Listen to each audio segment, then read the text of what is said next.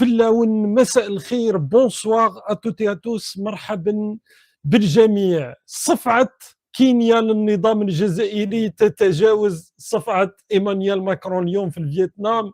هذا هو بطبيعة الحال العنوان مستفز، لكن الحقيقة من وراء ما حدث اليوم هو موضوعنا الأساسي. راح سنرى بطبيعة الحال بعيدا عن العنوان اللي صار يبدو وكأنه تحصيل حاصل، أنه كل يوم دولة جديدة تدعم مبادرة الحكم الذاتي المغربية، وخصوصا في التحولات التي تحدث في السنة الأخيرة والتي تكلمنا عليها.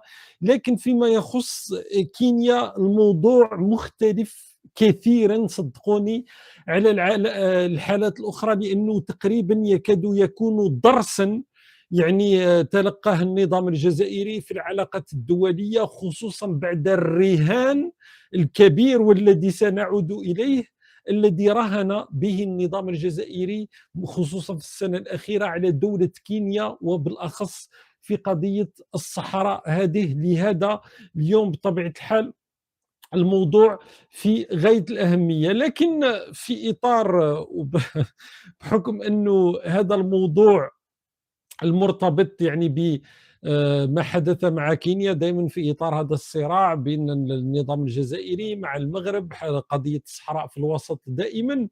لكن ربما حدث سنبدأ به اليوم في الجزائر كالعادة مع النظام الجزائري. كان اجتماع نسمعوا مقتطف من هذا الاجتماع ثم نفصله في الموضوع. سيد الرئيس، سمعنا الآن على أن هناك 3 وفود تقدمت بتعديلات، وعلى أن اللجنة تدارست ووصلت إلى صيغة توافقية. من المفروض هذه الصيغة التوافقية أن توزع علينا الآن حتى يتسنى لنا أن نعرف ما إذا كانت ملاحظاتنا قد أخذت بعين الاعتبار أم لا، لكي نمر معكم إلى التصويت بطبيعة الحال والمصادقة. ولكن نحن لا نعلم عما إذا كانت ملاحظات التي أثيرت من طرف الوفود ال3 قد أخذت بعين الاعتبار أم لا، لذلك نتمنى أن توزع. طبيعة الحال هنا لابد من سياق. هذا ممثل المغرب من داخل الجزائر، معناتها هذا الاجتماع داخل الجزائر، وهنا كانت محاولة من النظام الجزائري وعملية قام بها النظام الجزائري من أجل نقل مقر الاتحاد البرلماني العربي من دمشق في سوريا إلى الجزائر، مع محاولة بطبيعة الحال إقصاء الأطراف خصوصا المغرب، اللي بطبيعة الحال كان أكيد أنه سيبدي تحفظات على الموضوع. نكمل فقط جزء. أوضح الفكرة. المادة كما هي الآن في القانون الحالي، نحن نمثل المجالس البرلمانية العربية المجتمعين في دمشق خلال المدة من كذا إلى كذا. أريد أن يبقى هذا المقتضى لأنه يؤرخ لزمكان إنشاء اتحاد البرلمان العربي، ولا أريد أن يمس مقتضى قانوني فيه إشارة إلى دمشق في غياب دمشق. أولا. ثانيا يشار إليه في دمشق في غياب دمشق. تعرفوا في ثواني هذا ممثل المغرب يعني أحدث فضيحة كبرى للنظام الجزائري، لأنه في عقر دار النظام الجزائري معناتها في الجزائر، وبطريقة دبلوماسية ولو أنه بحدة كبيرة في الكلام، يعني بطريقة دبلوماسية وكأنه بين قدارة النظام الجزائري أمام الملأ. لأنه ممثل المغرب يقول في كلام أنه من المفروض نقل المقر من دمشق، وهو يركز على كلمة دمشق، إلى الجزائر، يعني دون حضور دمشق بطبيعة الحال. هذا دون أن يقوله، وهو الكلام المستتر يعني في الكلام تاعو اللي هو جلي، أنه طعن في الظهر لسوريا خصوصا مع الظروف التي تمر بها، أنك تستغل الظرفية أو الزمكان كما قال هو، يعني من اجل انك تطعن سوريا في الظهر وانك تنقل المقر هذا من دمشق الى الجزائر، يعني في غياب سوريا وفي غياب يعني السلطات السوريه. هذا يعني كارثه كبرى، خصوصا انها في عقر دار النظام الجزائري، معناتها انه داخل الجزائر من الجزائر العاصمه في هذا الاجتماع ممثل المغرب قال هذا الكلام، وهنا لا يمكن اتهام. يعني النظام الجزائري دائما يفتح المجال لنفسه انه الجميع يبين القذاره تاعو، لانك يعني كان يعني يحاول، واضح الان انفضحت القضيه انه النظام الجزائري كان يحاول انه يمرر هذه القضيه دون ان الوفود التي تريد ان ترفع تحفظات ان تكون لها القدره على القيام بذلك.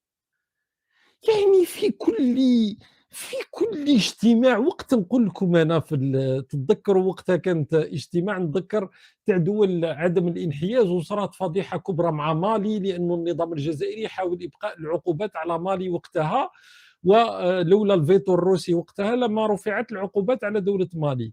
هذه كانت منذ اكثر من سنه. قلت لكم انه النظام الجزائري وكانه لا يريد تفويت أي فرصة، لا يريد تفويت أي اجتماع، أي محفل دولي، أي اجتماع للجمعية العامة للأمم المتحدة لما يوصف يعني عمار بن جامع وأحمد عطاب بالحثالة الدبلوماسية، لا يمرر أي فرصة لأنه يحدث فضيحة. اجتماع اليابان تتذكروا لما جاءوا بممثل البوليساريو في الحقيبة تقريبا وصارت تلك الفضيحة الكبرى. في كل الاجتماعات، في كل المحافل الدولية، أينما الآن صارت علم الجزائري يحل يعني تجد فضيحة ترافق.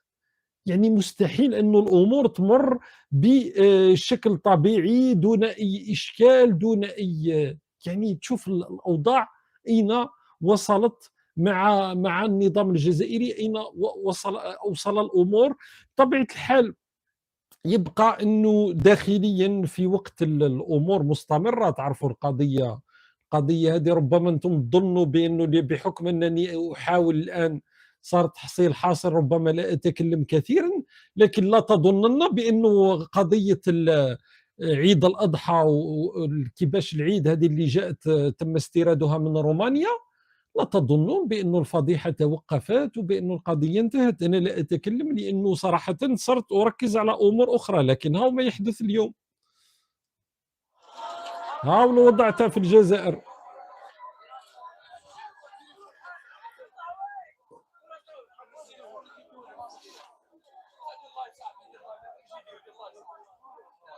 شوف يعني صراحة حتى في دول يعني مثل الصومال لا ترى مثل أمور مثل هذه. شوف يعني هذه الجزائر هذه من أجل كباش هذه العيد اللي جات من رومانيا. هذه صور تليق بقوة ضاربة، قوة إقليمية، أقوى جيش في المنطقة. صراحة يعني الوضع يعني صور كارثية. يعني لما تشوف مثل هذه الصور، مع العلم أنا نهار قلت لكم هذه قضية أنك تستورد مليون ونصف مليون كبش، هم مليون كبش قال لك تبون. بطبيعة الحال إلى حد الساعة كل التقديرات تشير أنه لن يتم تجاوز 400 ألف كبش، يعني يتم استيراده. حتى هذا الالتزام هذا لانه عيد الاضحى 2025 في الجزائر تحت شعار زكاره في المروك بالعباره الشعبيه البسيطه. هذا ما اراده تبون اللي في 2024 قال لك لن نستورد كباش العيد، وفي 2025 قال لك سنستورد مليون ونصف مليون كبش. معناتها هذه فقط حتى الناس يعني حتى الناس تكون في الصوره فقط على ما يحدث مع النظام الجزائري. لكن فقط قبل ما نمر الموضوع كينيا وهو الاساسي ولن نطيل كثيرا قبل اننا ندخل في الموضوع الاساسي، بطبيعه الحال نفس الشيء لانه كنا نشوفوا ربما على السريع الفقره المعتاده ما يقوله التلفزيون الجزائري، نشوفوا ما قاله اليوم التلفزيون الجزائري.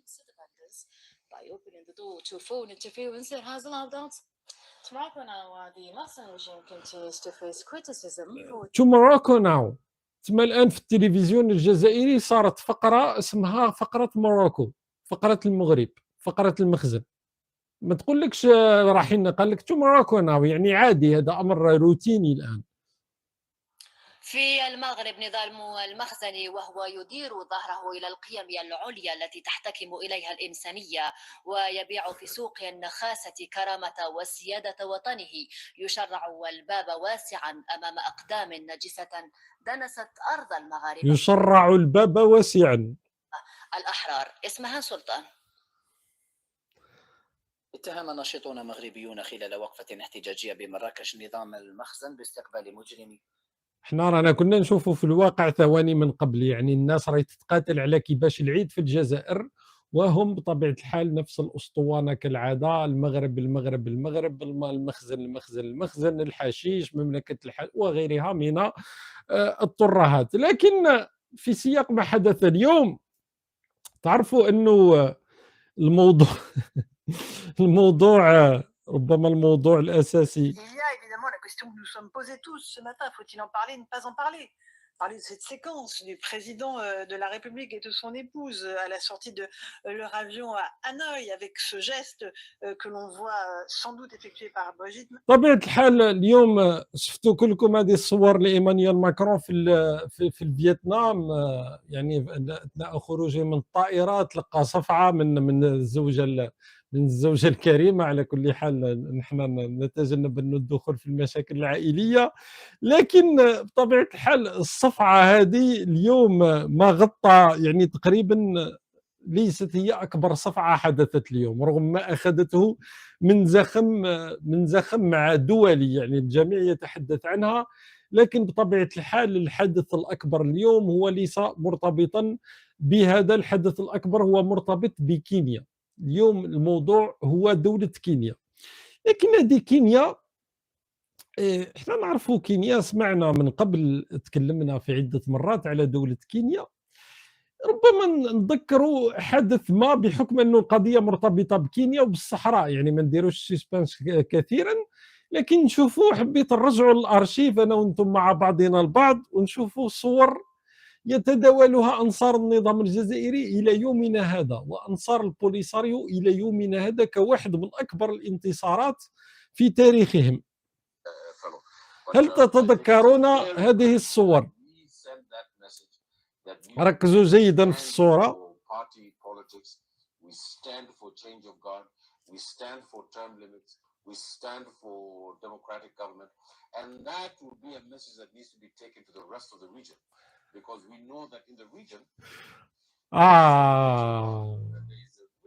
هنا راكم تشوفوا في خروج، والناس، هو واحد ما كان يحيي فيه، لكن كان يتحي في الجماهير، لأنه ولا واحد كان يعرف من هو هذا الشخص بهذا اللباس الصحراوي.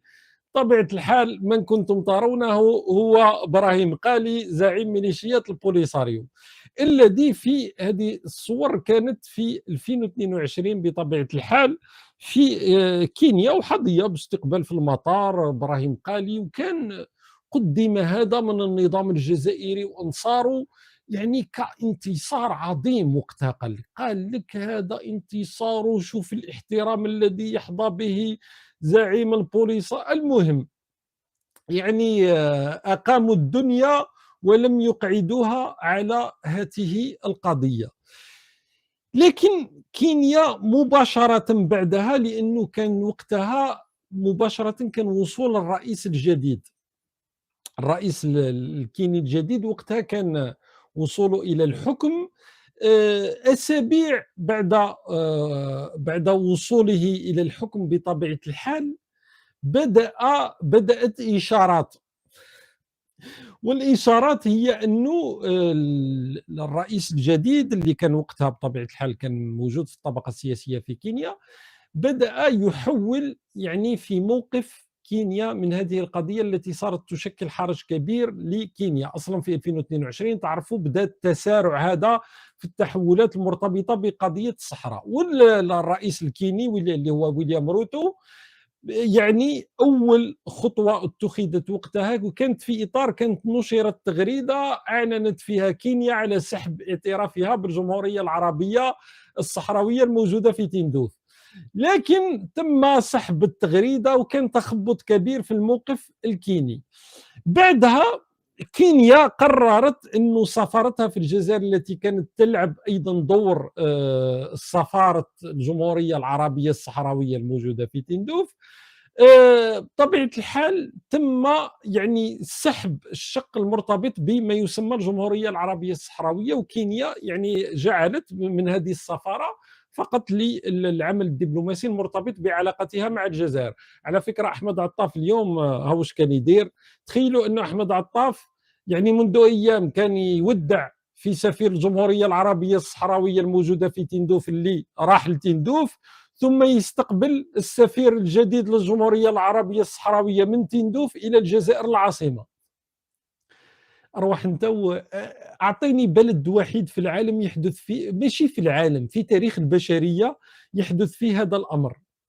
السيد موجود في تندوف ويجي يقدم اوراق الاعتماد تاعو في الجزائر العاصمه، ثم يرجع الى تندوف اللي هي ولايه جزائريه بين ضفرين. درك ما عندناش نعرفوا اذا جزائريه اذا صحراويه اذا ما فهمناش، يعني صراحه يعني باش نشوفوا. لكن هذا كان الوضع في قضيه كينيا بين 2022 2023. لكن في 2024 وهنا راح نتفهموا لماذا الموضوع تاع كينيا قبل ما نوصل الى ما حدث اليوم هو موضوع في غايه الحساسيه، بل انه بطبيعه الحال كينيا هي اكبر اقتصاد في شرق افريقيا، دوله عندها تاثير الى حد كبير. تتذكروا اني في عده مرات كنت نتكلم على انه نجحت في استقطاب بعض الاستثمارات، من بينها استثمار لشركه جوجل يقارب 250 مليون دولار. يعني دوله عندها نسبه نمو لا باس بها تقارب 5%. سياسيا حتى إذا كانت يعني هناك بطبيعة الحال تضاربات سياسية وغير ذلك، لكن عندها نوع من الاستقرار السياسي، وأيضا دبلوماسيا عندها دور. اليوم في الساعات الأخيرة تعرفوا بأن كينيا تصنع الحدث في قضية هذه صومالي لاند، دولة أرض الصومال اللي هي دولة غير معترف بها من المجتمع الدولي. لكن كانت كينيا افتتحت، أعلن عن افتتاح ليست سفارة لكن مكتب اتصال لهذه جمهورية هذه صومالي لاند. لكن في الساعات الأخيرة قالت يعني كينيا بأنها لم تقبل بافتتاح هذا مكتب الاتصال. هذا موضوع صومالي لاند موضوع معقد جدا، مرتبط أيضا بإثيوبيا وغير ذلك. لكن يعني دولة عندها تأثيرها، مواقفها أيضا مع علاقتها مع السودان اليوم لما استضافت يعني المجموعة تاع الدعم السريع، استضافت وفد من مجموعة الدعم السريع. بطبيعة الحال السودان يعني الحكومة المركزية في الخرطوم يعني علقت العلاقات تاعها مع كينيا، دولة عندها تأثيرها الدبلوماسي. ففي إطار هذه القضية كانت حرب حقيقية بين الجزائر والمغرب، حرب، أقول حرب على كينيا. الحرب متى انطلقت؟ الحرب انطلقت في افريل 2024، وكان وقتها يعني البيزنس انسايدر هذه اللي هو موقع امريكي بطبيعه الحال المختص في الشان الافريقي، بيزنس انسايدر افريكا في شقه المرتبط بافريقيا، والعنوان كان Algeria's unease with Morocco prompts visit to كينيا، يعني انه الحرج الجزائري من زيارات مغربيه الى كينيا. وقتها المقال، بعيدا على انه ما ندخلوش لا نفصل كثيرا، لكن الموضوع الاساسي للمقال كان هو بطبيعه الحال هذه الحرب على موقف كينيا من قضيه الصحراء. بل اكثر من ذلك، أن النظام الجزائري تعرفوا جيدا ونعرف جيدا وما نتحدث عنه في السنوات الأخيرة، أن النظام الجزائري لما يريد شراء مواقف مرتبطة بقضية الصحراء، يا إما بمسح الديون يا إما بمساعدات. يعني وكان هذه واحدة منها السنة الماضية، l'Algérie fait don de 16 000 tonnes d'engrais au كينيا، يعني أن الجزائر تقدمت بتبرع تاع 16,000 طن من الأسمدة إلى كينيا، ودعم هذه أيضا نعطيها لكم وممكن تتحققوا منها، دعم ب100,000 دولار كانت السنة الماضية في هذا السياق في 2024 أثناء زيارة لأحمد عطاف. من أجل كانت مهمة يعني لدولة كينيا بطبيعة الحال بعثة عسكرية إلى هايتي، والجزائر ساهمت بقيمة 100,000 دولار، وكان كل هذا بطبيعة الحال، وهنا بزنس انسايدر ما قالهم كان مفصل جدا وقتها عن هذه الحرب المستترة هذه بين الجزائر والمغرب على كينيا.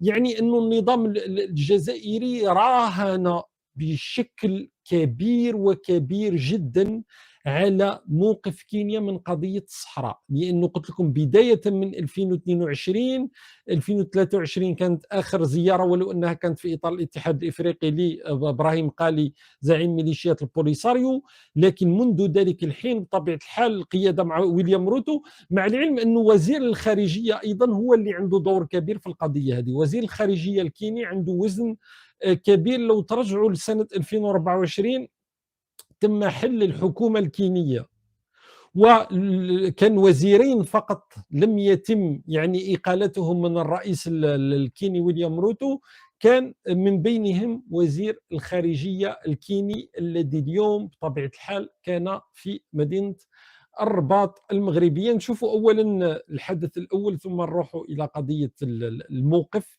من قضية الصحراء. عفوا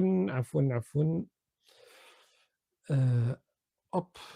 شاف وزير الشؤون الخارجية والتعاون الأفريقي والمغاربة المقيمين بالخارج نصر بوريطة، والوزير الأول وزير الشؤون الخارجية والمغتربين بجمهورية كينيا مساليا مودافادي على تدشين سفارة جمهورية كينيا بالرباط.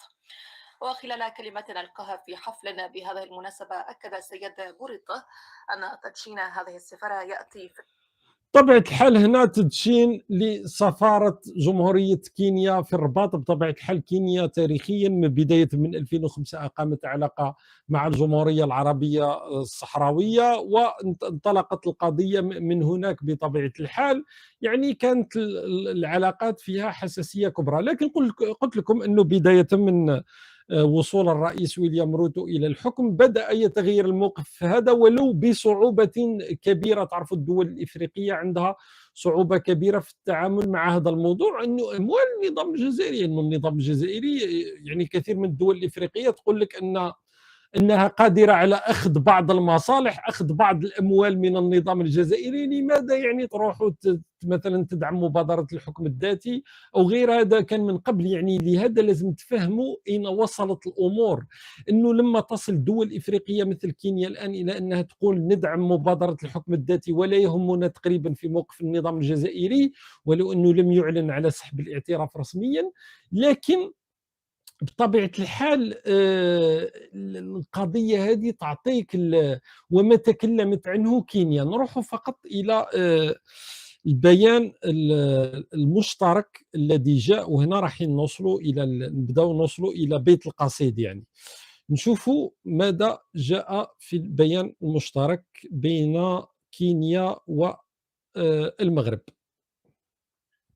نبدأ بالشأن المغربي، حيث اعتبرت جمهورية كينيا المخطط المغربي للحكم الذاتي بمثابة المقاربة المستدامة الوحيدة لتسوية قضية الصحراء، مشيدة بالتوافق الدولي المتزايد والدينامية التي يقودها صاحب الجلالة الملك محمد السادس الداعمة لهذا المخطط. وعبرت جمهورية كينيا عن هذا الموقف في بيان مشترك صدر عقب لقاء جرى اليوم بالرباط بين وزير الشؤون الخارجية والتعاون الإفريقي والمغاربة المقيمين بالخارج ناصر بوريطة والوزير الأول وزير الشؤون الخارجية. طبيعة الحال هنا سمعتوا كلكم أنه في البيان المشترك الكلمة التي وردت هي الحل الوحيد.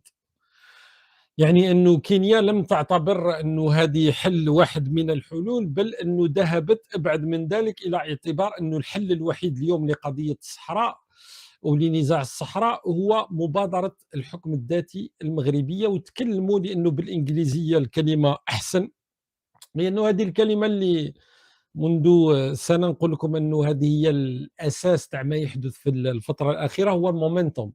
يعني هذا التوقيت الآن اللي وصلت له قضية الصحراء، الذي كل شيء يذهب الموقف الأمريكي الذي يذهب في هذا الشأن. تعرفوا بأنه كينيا أيضا عندها مصالح كبرى مع الولايات المتحدة الأمريكية. هناك اتفاق أيضا بين اتفاق تجاري بين كينيا والولايات المتحدة الأمريكية وصل إلى نهايته، وكينيا تبحث على، لأنه فيه يعني مصالح كبرى لكينيا.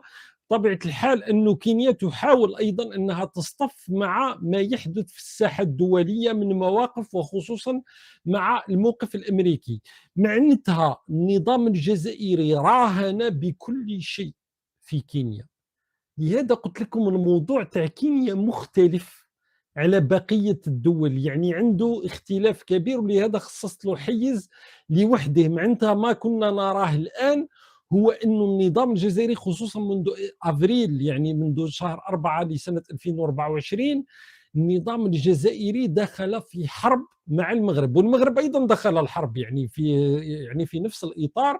والمشكل أنه الخسارة اليوم يعني مدوية، انه دعم لمبادره الحكم الذاتي كحل وحيد، افتتاح سفاره في الرباط وهو الامر اللي كان غير موجود، لانه مواقف كينيا كانت بطبيعه الحال لصالح الجمهوريه العربيه الصحراويه الموجوده في تندوف، لصالح البوليساريو ولصالح النظام الجزائري. معناتها اليوم انه دوله مثل كينيا تاخذ هذا المنحى دون اعاره اي اهتمام لموقف النظام الجزائري لميليشيات البوليساريو. قلت لكم الرهان، رجعوا للصور هذه، قلت لكم كان قدمت كانتصار كبير. الصور ابراهيم قالي واستقباله في كينيا صورت كانتصار كبير لهذا الوهم المسمى الجمهوريه العربيه الصحراويه. كل هذه الامور اليوم اوصلتنا بطبيعه الحال الى الان الى هذا الوضع. انه الان واضح للعيان في القضيه تاع كينيا، واضحه الخساره تاع النظام الجزائري. معناتها الخساره في الساحل في السنه الاخيره. اليوم لا وجود لسفراء دول الساحل في المغرب، في الجزائر عفوا. بوزراء خارجيه دول الساحل يستقبلون في القصر الملكي في المغرب. المبادره الاطلسيه اللي اقترحها المغرب التي كانت في البدايه تبدو وكانه احجيه، تبدو وكانه يعني صراحه قضيه فارغه، اليوم اخذت وزنا كبيرا واخذت وزنا اكبر مع حماقات النظام الجزائري. انه اليوم هذه الدول صارت تحس بانه النظام الجزائري، يعني نتكلم عن النيجر مالي وبوركينا فاسو، تحس بانه النظام الجزائري يريد اغلاق كل شيء عليها، في وقت انه هناك بلد يفتح لها الابواب، بلد ايضا عنده شراكه مع دوله الامارات اللي عندها يعني مصالح كبرى في منطقه الساحل وعندها اهتمام كبير بهذه المنطقه.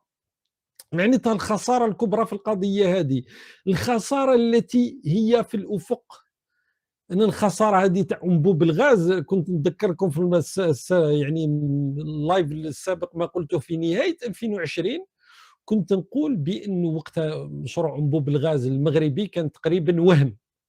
كنت نقول بانه النظام الجزائري لو يستمر في الحماقات اللي يرتكبها، مشروع انبوب الغاز نيجيريا الجزائر مرورا عبر النيجر ذهابا الى اوروبا يعني سيسقط. لو تستمر الامور بهذه راح يكون فشل كبير في هذا الملف اللي هو مشروع منذ الثمانينات.